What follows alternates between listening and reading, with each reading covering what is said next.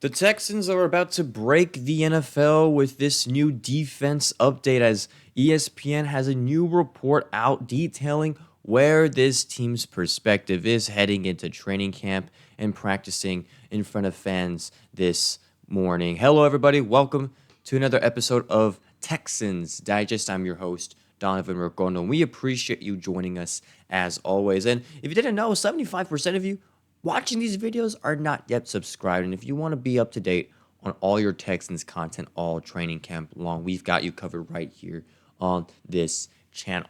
Now, as far as today's story, we are talking about this new report from ESPN titled, "Despite last year's success, Texans' defense is hitting the reset button." Last year, this Texans defense was our bread and butter. It was a top 10 defense last season. It was the reason why we won a lot of those games, those very tight games, was mainly because of our defense, as our offense struggled with our offensive line being absolutely atrocious. CJ Stroud not having a lot of time, throwing more interceptions, and a bunch of injuries to the wide receiving group. The defense had to carry much of the load last season. So credit to DeMeco Ryans and also this year's defensive coordinator, Matt Burke, as we talk about these new updates from the defense. And DeMeco Ryans had this quote to give about it all right here, saying, quote, "To me, every year I start over. So the previous 2 years, whatever that looks like, it doesn't matter to me. Because every year we have to reinvent ourselves. We have to create and mold and grow to see what the 2025 Texans will look like. Just because the defense has been successful in the past, they've done a good job. That doesn't just guarantee success today." And if you're a coach in the NFL, this is exactly what you want to say to your players. This is what fans of said NFL teams should be happy about. Nothing matters of the past 2 years. Yes, they had a top 10 defense last year, but this is 2025. This is a brand new season. Everything has changed. The NFL has gotten better. The continuity of this Texans team is going to continue, and we have to make sure that that continuity does not have any cracks in it.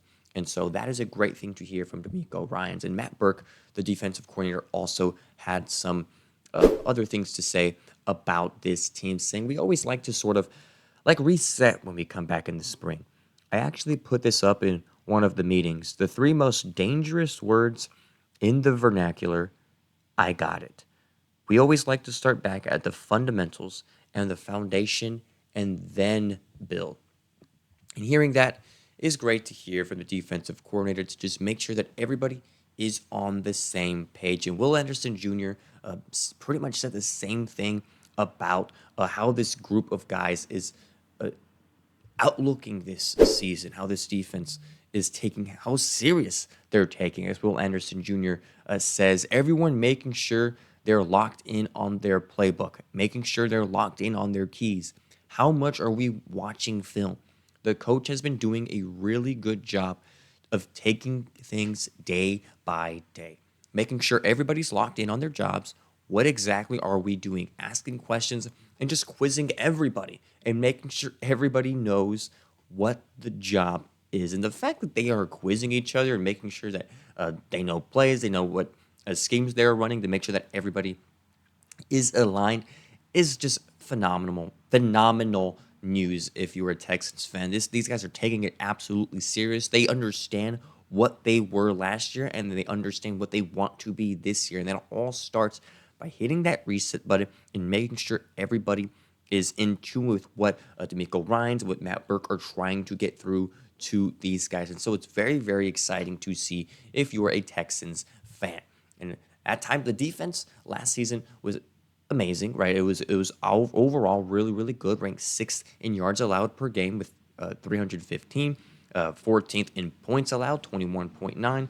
The defense also forced Buffalo Bills' Josh Allen into his lowest completion percentage in a game of his career and 30% in week 5. And I watched that game, and I literally to myself thought, wow, Josh Allen's really going to struggle this year. But that really was a testament to how good the Texans defense was. Now, obviously, Josh Allen ended up having a great year, had found some success, but the Houston Texans, that was them at their best. They played absolutely amazing that Week 5 matchup against the Bills. They also forced Miami Dolphins to attack Tagovailoa into a career-high 4 turnovers, 3 interceptions, and a lost fumble.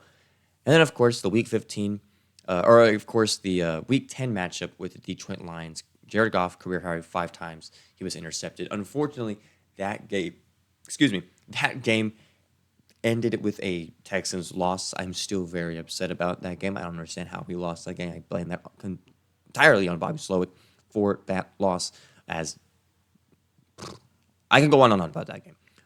Nevertheless, the Texans believe they can build off of their defensive line and their secondary. They were tied for 4th in sacks with 49 sacks last year and 13th in interceptions, 12. The group was led by defensive end Danielle Hunter, who had 12 sacks, and Anderson, who had 11. Those two guys are monsters on that line. And you see right there, 4th in sacks and 13th in interceptions. And I'm going to tell you, this is my take, and I don't think it's a hot take. I don't think it's a bold take. I know this for a fact. Those two numbers are going to go up this year. And here I'm going to tell you why. This new report points out why. And it's got me absolutely fired up. And I want to take you to what Danielle Hunter said about this line, right? And it's going to really just be such an eye-popping thing when he says this. Quote, "We know how each other rush now. The biggest thing is we line up and we have a sense and idea of what's going to happen inside and what's going to happen on the outside. So that's a plus." So you're telling me last season you had maybe a little bit of an idea of how your teammates would rush, but now you fully understand what they're doing and how they rush. Yet last year you were 4th in sacks, and now that you know your teammates a little bit better after being traded here last offseason, and that was your first year with the team, now you're saying, oh, now I know what these guys can do. Yeah, okay, sacks are definitely going to go up. 4th in sacks with 49. This year, I'm looking at 50 plus for that D line. It's gonna. I'm just excited to see what those guys do. I think we have one of the best defensive lines in the NFL, and so that is a huge thing in that department, right? In terms of the interceptions, we were 13th last year. We had 12 interceptions overall. And then what did this Texans front office do? They went out and they traded for one of the best defenders that can obtain interceptions in the league, getting C.J. Gardner-Johnson with that trade. Had 6 interceptions last season with the Philadelphia Eagles, which helped spark them into winning the Super Bowl, first for them in quite some time. And so that in itself is huge for this secondary. 13th in interceptions. I feel like that's going to be in the top 10 when you add a guy like CJ to the defense. And DeMeco Ryans talked about adding CJ and how great of an effect it could have, but he explained more to that as he said, quote, "CJ is one piece. He's a foundational piece to what we're doing, but it's going to take a collective effort of building that puzzle, putting the work together, and everybody collectively coming together to make that puzzle a beautiful, finished product. He's one piece of it. We all work together the right way. We can have a really good secondary." And that was one of the main concerns I had for this defense, right? Was that secondary. How good can they really be? You go out and you get one of the best ball catchers on the defensive side in the NFL that was, I guess on the market. And so now you have that. And so I look at this secondary and I just get more excited to see what they're going to do and how this defense is all going to tie together.